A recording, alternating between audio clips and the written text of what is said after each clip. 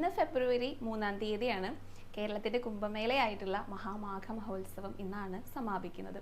ഈ സമാപിക്കുന്ന ആ ഒരു ദിവസത്തിന് ഒട്ടേറെ പ്രത്യേകതയുണ്ട് കേട്ടോ. അപ്പം ഇന്ന് മകം നക്ഷത്രമാണ്, ദ്വിതീയ തീയതിയാണ്. അപ്പം എല്ലാം കൊണ്ടും ശുഭകരമായിട്ടുള്ളൊരു ദിവസമാണ് ഈ ഒരു സമാപനം വരുന്നത്. അപ്പോൾ അതിൽ ഏറ്റവും പ്രധാനപ്പെട്ട ഒരു ആചാരം എന്ന് പറയുന്നത് അമൃത സ്നാനമാണ്. മാഘ അമൃത സ്നാനം എന്നാണ് പറയുക. അപ്പോൾ ഈ ഒരു സ്നാനം വളരെ നേരത്തെ തന്നെയാണ് കേട്ടോ നടക്കുന്നത്. ആ ഒരു ആചാരം വളരെ നേരത്തെയാണ് രാവിലെ നടക്കുക. അപ്പം ആ ഒരു ദിവസം സ്നാനം ചെയ്യാനായിട്ട് നാഗസന്യാസിമാരും അതേപോലുള്ള സന്യാസിമാർ, ആയിരക്കണക്കിന് ഭക്തജനങ്ങൾ ഒക്കെയാണ് വന്നെത്തുക. അപ്പോൾ ഈ ഒരു നിലാതീരത്ത് അല്ലെങ്കിൽ നിലയിലെ അമൃത സ്നാനം ചെയ്തു കഴിഞ്ഞാൽ നമ്മുടെ എല്ലാ തരത്തിലുമുള്ള അശുദ്ധികളെയും നീക്കം ചെയ്യും, ശുദ്ധിയാക്കും എന്നാണ് പറയുക. എല്ലാ പാപങ്ങളിൽ നിന്നും മുക്തിയാക്കും എന്ന് പറയും. അതേപോലെ തന്നെ ജനന മരണ ചക്രങ്ങളിൽ നിന്നുള്ള ആ ഒരു മോചനം അതുകൂടെ ലഭിക്കും. 1000 ആരക്കാലുകളുള്ള ജീവിത ചക്രമാണ് ഓരോരുത്തർക്കും ഉണ്ടാകുക എന്ന് പറഞ്ഞില്ലേ. അത്രയും ജന്മങ്ങൾ എടുത്താൽ മാത്രമേ നമുക്ക് മോക്ഷം ലഭിക്കുള്ളൂ എന്ന് പറയും. അപ്പം അതിൽ നിന്നൊരു മുക്തി എന്ന് പറഞ്ഞു കഴിഞ്ഞാൽ ഈ ഒരു ജന്മത്തോടെ തന്നെ മോക്ഷം ലഭിക്കും എന്നാണ് വിശ്വാസം.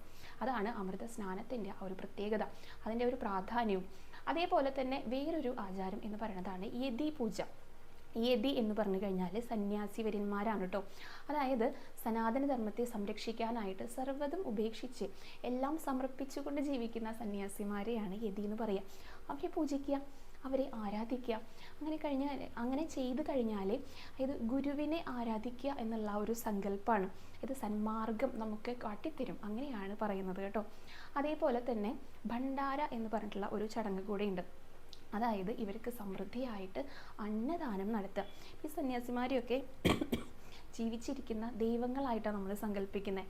അപ്പോൾ അവർക്ക് ഭക്ഷണം കൊടുക്കുക എന്ന് പറഞ്ഞു കഴിഞ്ഞാൽ ഈശ്വരന് കൊടുക്കുന്നതിൻ്റെ തുല്യമാണെന്നാണ് പറയുന്നത്. അവർ പൂജിക്കുന്നത്, അവർക്ക് ഭക്ഷണം കൊടുക്കുന്നതൊക്കെ വലിയ പുണ്യമായിട്ടാണ് കാണുന്നത്. ഈ ഭണ്ഡാര എന്ന് പറഞ്ഞിട്ടുള്ള ആ ഒരു വിശേഷത്തോടൊപ്പം കാണുന്ന ഒരു പ്രത്യേകതയാണ് പങ്കജ് എന്ന് പറയും. അതായത് രാജാവ് അല്ലെങ്കിൽ സാധാരണക്കാർ എന്നുള്ള ആ ഒരു ചിന്തയില്ലാതെ എല്ലാവരും ഒരുമിച്ച് നിലത്തിരുന്നിട്ട് ഭക്ഷണം കഴിക്കുക. ഇത് സമത്വ ബോധമാണ് അവിടെ കാണിക്കുന്നത്. എല്ലാവരും തുല്യരാണ് എന്നുള്ള ഒരു ചിന്തയാണ് നമുക്ക് കാണിച്ചു തരുന്നത്. അപ്പോൾ ഈ ഒരു ദിവസം അമൃത സ്നാനവും യതി പൂജയും അതുപോലെ ഭണ്ഡാരയും പിന്നെ വൈകുന്നേരം സന്ധ്യാസമയത്തുള്ള ആ ഒരു നില ആരതിയും ഒക്കെ കഴിയുമ്പോൾ നിലാതീരം എന്ന് പറയുന്നത് സമൂഹ ബോധത്തിൻ്റെയും ധാർമ്മിക ബോധത്തിൻ്റെയും ആത്മീയ ഉണർവിൻ്റെയും ഒക്കെ ഒരു സാക്ഷിയായി മാറും എന്നാണ് പറയുന്നത്.